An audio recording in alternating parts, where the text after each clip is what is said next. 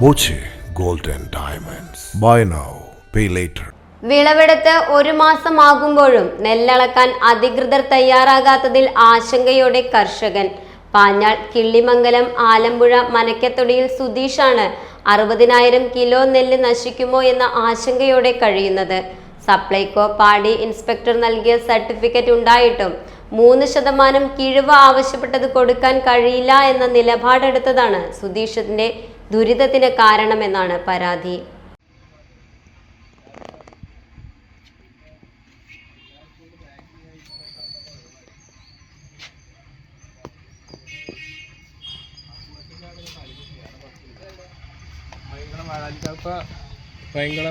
സപ്ലൈകോ നെല്ല് സംഭരണത്തിന് കാലടി അമലോസ് മില്ലുകാരെയാണ് നിയോഗിച്ചത്.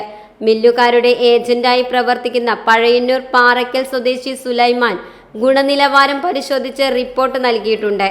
MLA ഉൾപ്പെടെയുള്ള ജനപ്രതിനിധികളോടും പരാതി പറഞ്ഞിട്ടും പരിഹാരമുണ്ടാകാത്തത് സർക്കാരിന്റെ കർഷക വിരുദ്ധ നിലപാടുകൾക്ക് ഉദാഹരണമാണെന്നും നെല്ല് ഏറ്റെടുക്കാൻ സർക്കാരിന്റെ ഇടപെടൽ ഉണ്ടാകണമെന്നും വെൽഫെയർ പാർട്ടി ചേലക്കര മണ്ഡലം കമ്മിറ്റി പ്രസിഡന്റ് ഷാജഹാൻ എളനാട് ആവശ്യപ്പെട്ടു. സുധീഷിന്റെ വീട് സന്ദർശിച്ച് സംസാരിക്കുകയായിരുന്നു അദ്ദേഹം. കമ്മിറ്റി അംഗം വിഷാം എത്തിയിരുന്നു. എന്നാലും 21 ദിവസം കഴിഞ്ഞിട്ടും നെല്ല് വിൽക്കാൻ കഴിയാത്ത വലിയൊരു പ്രതിസന്ധിയിലാണ് ഈ കർഷകനായിട്ടുള്ള ഇവിടെ നമ്മുടെ സുധീഷേട്ടനുള്ളത്.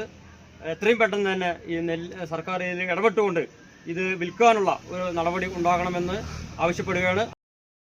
Time kids pre school, Mannannur road, Vaniyamkulam. .view news. കാഴ്ചകളാണ് ലോകം, കണ്ടു തുടങ്ങുക.